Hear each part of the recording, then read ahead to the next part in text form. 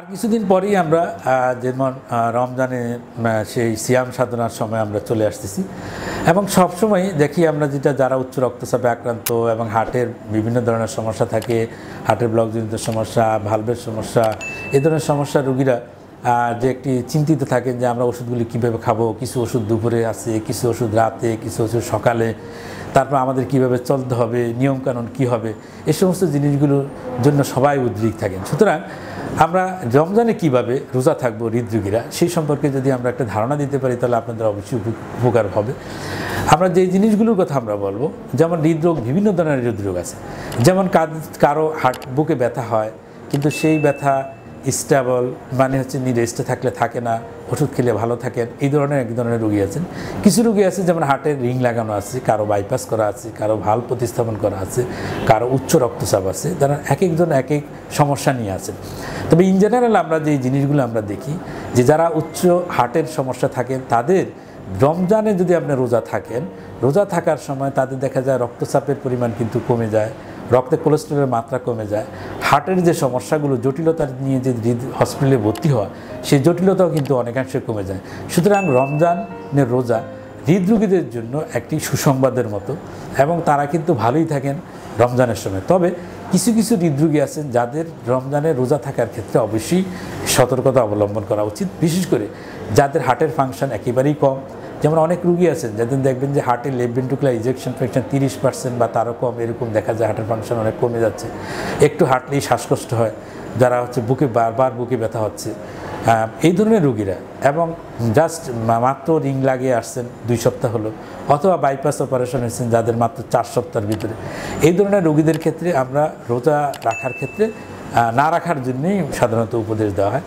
তবে অন্যান্য বাকি যে রুগীরা আছেন যারা স্টেবল, তাদের ক্ষেত্রে রোজা রাখার ক্ষেত্রে কোনো সমস্যা নেই, বরঞ্চ তাদের রোজা রাখলে আরও উপকার হয়, তারা হসপিটালে ভর্তি হওয়ার প্রয়োজন হয় না, জটিলতা অনেকাংশে কম থাকে। এখন ওষুধগুলো আমরা কীভাবে খাবো, যেমন দুপুরে যে ওষুধগুলো আছে, দুপুরে ওষুধটা আমরা সন্ধ্যা রাত্রে নিয়ে যাব। তারপর হচ্ছে যে ওষুধগুলো আমরা, যেমন ডায়াবেটিস জাতীয় কিছু ওষুধ হার্টের রোগীরা খান, যেগুলো হচ্ছে প্রস্রাবের পরিমাণ বাড়ায় দেয়, শরীর থেকে পানির পরিমাণ কমিয়ে দেয়, সেই ওষুধগুলো আমরা কম খাওয়ার জন্য বলি, অথবা এই ওষুধগুলো খেলেও ইফতারির পরে আমরা খেতে বলি, ওষুধের মাত্রা কমিয়ে খেতে হবে। কারণ রমজানের সময় আপনারা জানেন সারাদিন পানি খাওয়া হয় না, শরীরে পানির শূন্যতা থাকে, অতএব যে ওষুধগুলো শরীরে পানির মাত্রা কমিয়ে দেয় সেই ওষুধের মাত্রা কমিয়ে দিতে হবে, অথবা ইফতারির পরে সেই ওষুধটা খেতে হবে। যে উচ্চ রক্তচাপের যে ওষুধগুলো থাকে হার্টের রোগীদের, সেই উচ্চ রক্তচাপের রোগী ডাক্তারের পরামর্শ অনুযায়ী কিছুটা কমিয়ে নিতে হয়, কারণ রমজানের সময় দেখা যায় যে রক্তচাপটা কম থাকে। ডায়াবেটিসের ওষুধ, যারা হার্টের রোগী থাকেন ডায়াবেটিসের ওষুধ নিচ্ছেন, বিশেষ করে যারা ইনসুলিন নেন, তাদের ক্ষেত্রে অবশ্যই স্যারির সময় ইনসুলিনের পরিমাণ কমিয়ে নিতে হয়। কারণ হচ্ছে আপনার স্যারির পরে একটা দীর্ঘ সময় কিন্তু ফাস্টিংয়ে থাকা লাগে, যার জন্য হচ্ছে আপনার পরিমাণ, ইনসুলিনের পরিমাণ অবশ্যই কমিয়ে নিতে হবে, এবং রমজানের সময় আমরা ইনসুলিনের পরিমাণ কমিয়ে নিতে বলি, সেটাও ডাক্তারের পরামর্শ অনুযায়ী আপনি ইনসুলিনের পরিমাণটা অবশ্যই কমিয়ে নেবেন। আর অন্যান্য হার্টের যে ওষুধগুলো আছে, সেই ওষুধগুলো ইফতারি এবং সেহরি, আমরা যে ওষুধগুলো আমরা সকালে খেতাম সেগুলো ইফতারি পরে, আর যে ওষুধগুলো রাতে খেতাম সেগুলো আমরা সেহরির সময় আমরা খেতে পারি। তাহলে এইভাবে আমরা মোটামুটি রমজানের সময় ওষুধগুলোকে সাজিয়ে নিব।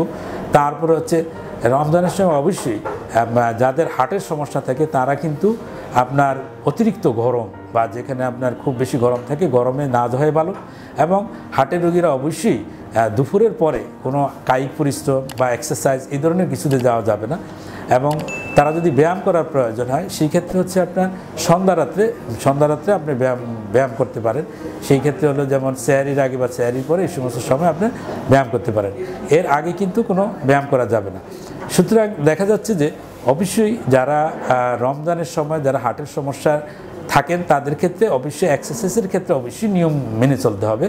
যেমন তারা কিন্তু দুপুরের পরে তারা অবশ্যই কোনো কায়িক পরিশ্রমে যাবেন না।